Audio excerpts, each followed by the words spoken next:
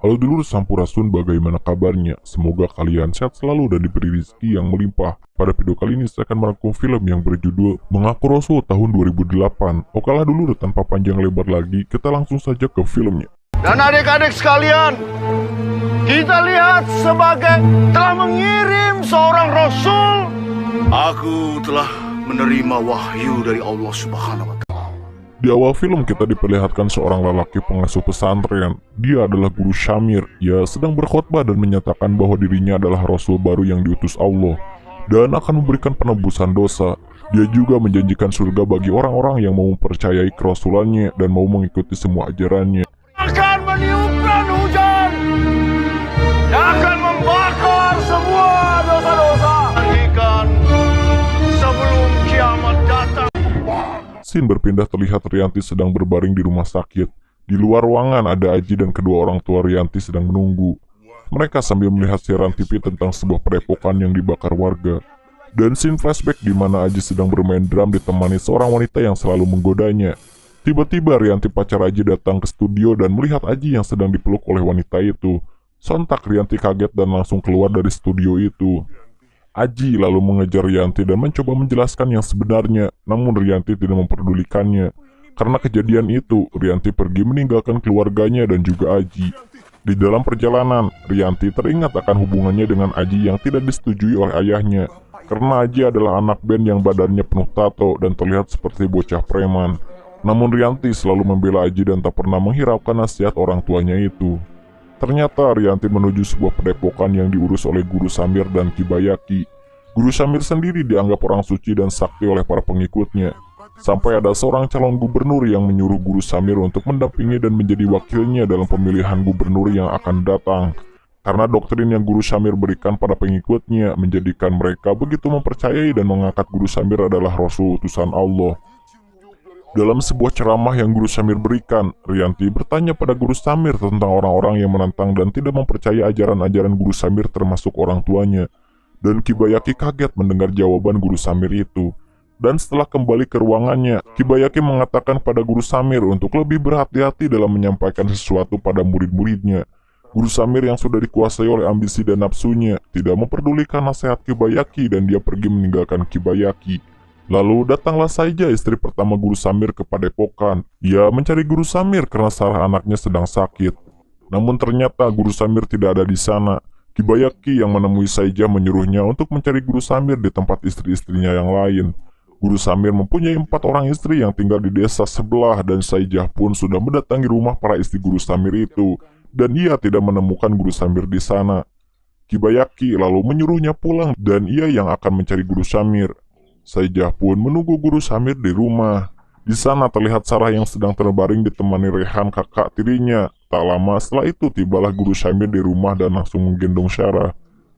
Dan ternyata Guru Samir baru saja meniduri salah satu santriawatinya yang sudah termakan oleh janji-janji yang diberikan Guru Samir. Guru Samir telah mengubah syariat dan hukum-hukum Islam untuk memuaskan nafsu bejatnya. Scene berpindah ke rumah Rianti, di mana kedua orang tuanya melihat siaran di TV dan mendengar bahwa makin banyak aliran-aliran sesat yang bermunculan. Sang ibu pun mengkhawatirkan Rianti. Dia mempunyai firasat buruk tentang padepokan yang ditinggali Rianti.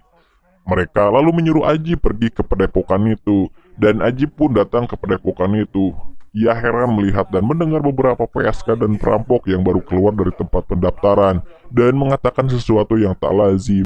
Bukan kita. Jangan yang penting. Yang penting penyucian. Lalu Aji langsung ke pendaftaran, dan di sana dia diberikan lembaran kertas yang berisi daftar harga paketan yang disediakan di padepokan itu. Di antaranya paket eksekutif, dan yang paling membuat Aji heran adalah paket itu memberi jaminan masuk surga. Lalu terlihat Guru Samir datang dan menjelaskan pada Aji yang nampak sangat tidak percaya. Aji merasa orang-orang di situ telah dibodohi oleh Guru Samir, dan Rianti nampak kaget melihat Aji tiba-tiba muncul di padepokan itu. Mereka berdua lalu mengobrol dan Aji membujuk Rianti untuk pulang bersamanya. Namun Rianti yang sudah terhasut oleh tipu daya Guru Samir pun menolaknya. Mereka khawatir sama kamu. Kamu gak perlu khawatir dan gak perlu tinggal di sini segala. Kemudian Aji melihat Guru Samir menuju sebuah tempat yang kata Rianti adalah tempat yang biasa digunakan Guru Samir untuk melakukan sholawat dan menerima wahyu dari Allah. Aji yang merasa penasaran dan tidak percaya mencoba mengintip Guru Samir di tempat itu. Dan betapa terkejutnya saat Aji melihat ada perempuan muda berada di dalam bersama Guru Samir. Rianti yang tidak percaya mencoba membuktikan omongan Aji. Namun belum sempat Rianti melihat perempuan itu, tiba-tiba Guru Samir keluar karena mengetahui keberadaan mereka. Lalu mereka berdua pun pergi dari tempat itu dan kembali ke padepokan. Berarti kita bisa langsung pulang. Kamu jangan sok tahu deh. Guru Samir tahu apa yang dia lakukan. Aji pun semakin dibuat kaget karena melihat Guru Samir sedang mengajar silat di padepokan. Rianti yang sudah terlena dengan semua yang ada di sana tanpa biasa-biasa saja. Rianti mengatakan bahwa orang suci seperti Guru Samir bisa berada di dua tempat dalam waktu yang bersamaan. Scene berpindah ketika Guru Samir menceritakan pada Kibayaki kalau tadi Aji dan Rianti mengintipnya, dan Guru Samir berniat mengusir Aji dari padepokan. Namun Kibayaki melarangnya. Ia mengingatkan Guru Samir jangan terlalu sering berbuat mesum di tempat itu, karena itu bisa membahayakan mereka. Namun Guru Samir yang sudah semakin dikuasai iblis malah mengatakan niatnya untuk mengawini Rianti dan menjadikannya istri. Kibayaki kembali mengingatkan Guru Samir untuk tidak terlalu berambisi dalam mengambil keputusan. Lalu keesokan harinya Aji ditelepon oleh orang tua Rianti dan meminta agar Aji menjaga Rianti. Dan datanglah Rehan anak Saijah menemui Aji. Ia menceritakan tentang asal-usul padepokan itu. Ternyata dulu padepokan itu adalah sebuah pesantren yang normal yang mengajarkan syariat dan hukum Islam sebagaimana mestinya. Dan ayah Rehanlah pengasuh pesantren itu sebelum dia mati tergantung di sebuah pohon. Masyarakat menganggap ayah Rehan mati gantung diri, tapi Rehan tak mempercayai hal itu. Dan setelah ayahnya meninggal, Guru Samir lalu menikahi ibunya dan juga merubah seluruh ajaran yang di pesantren itu. Rehan menyarankan agar Aji segera membawa Rianti pergi dari tempat itu. Aji pun menceritakan pada Rianti apa yang ia dengar dari Rehan. Namun Rianti tidak mempercayai perkataan Aji dan menuduh Aji hanya mengarang cerita. Dan tentang Guru Samir yang mempunyai 4 istri, Rianti sudah mengetahuinya sempat terjadi perdebatan di antara mereka. Lalu datanglah Guru Samir membawa istri ketiganya dan menghentikan perdebatan itu. Jangan bertengkar, itu tidak baik. Harus tetap dingin. Suatu ketika, Aji melewati ruangan Guru Samir. Ia mendengar Guru Samir sedang berdebat dengan Kibayaki. Aji mencoba mengintip pembicaraan itu. Namun mereka mengetahuinya, Guru Samir yang semakin tidak suka dengan Aji mencoba memberinya pelajaran dengan ilmu santet yang bisa Guru Samir lakukan. Guru Samir masuk alam mimpi Aji dan menghajarnya. Duka itu membuka sampai alam sadar Aji. Aji yang tak terima dengan perbuatan Guru Samir, lalu menghampiri Guru Samir. Aji menceritakan yang ia alami pada semua pengikut-pengikut Guru Samir. Rianti yang ada di sana malah marah mendengar semua perkataan Aji, dan Rianti menampar Aji. Semua santri pun tidak mempercayai dan menertawakan Aji. Lalu datanglah Rehan membawa Aji pergi dari sana. Ia mengajak Aji ke rumahnya dan Aji menceritakan kejadian itu pada Rehan. Rehan yang sudah sering mendengar hal aneh tentang Guru Samir pun tak heran dengan kejadian itu. Kemudian scene berpindah di mana salah seorang santriawati tengah mual-mual karena hamil akibat hubungan terlarangnya dengan Guru Samir. Mengetahui itu, orang tua dari wanita itu sangat marah dan tidak terima. Lalu orang tua santriawati itu membawa warga untuk melabrak Guru Samir. Ia ingin Guru Samir bertanggung jawab. Namun ternyata Guru Samir malah membantah. Dan lagi-lagi Guru Samir mengatakan bahwa dirinya adalah orang suci dan tidak mungkin melakukan hal sekeji itu. Untuk membuktikan semua perkataannya, Guru Samir mengambil pedang dan menyuruh seseorang untuk memotong tangannya. Orang tua dari santriawati yang dihamili Guru Samir pun mengajukan diri untuk memotong tangan Guru Samir.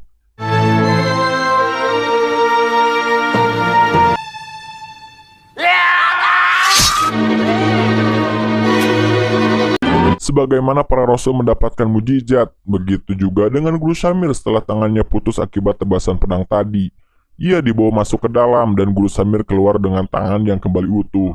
Sontak semua orang yang menyaksikan kejadian itu dibuat kagum dan semakin percaya bahwa Guru Samir adalah seorang rasul termasuk juga Rianti. Rehan yang juga berada di sana menghampiri Rianti dan membujuknya pulang bersama Aji. Namun Rianti yang sudah termakan perkataan Samir pun menolaknya. Ia tetap ingin tinggal di padepokan itu. Rehan yang sudah muak dan curiga dengan semua yang dilakukan oleh Guru Samir lalu mendatangi Aji dan menceritakan tentang semua yang dilakukan Guru Samir dan Kibayaki. Aji yang dari awal tidak percaya pada Guru Samir dan semua perkataannya mengajak Rehan untuk menyelidiki siapa sebenarnya mereka berdua. Siapa mereka sebenarnya? Di malam hari ketika seluruh penghuni padepokan sedang melakukan ritual bersama Guru Syamir, Aji dan Rehan melancarkan rencananya. Mereka berdua menyelinap ke padepokan dan mencari semua bukti tentang kebohongan Guru Syamir dan Kibayaki. Namun mereka tak menemukan apa-apa, hanya jubah yang masih ada noda darah yang dipakai Guru Syamir sewaktu tangannya dipotong. Dan terlihat Kibayaki mendatangi warga dan orang tua santriwati yang dihamili Guru Syamir. Kibayaki menceritakan semua keburukan yang dilakukan Guru Syamir. Tak lama mereka mendatangi padepokan dan membakar rumah yang sedang digunakan Guru Syamir berkhotbah di depan murid-muridnya. Rehan dan Aji yang mendengar keributan itu langsung lari untuk menyelamatkan Rianti, dan Guru Syamir pun tewas terbakar hidup-hidup.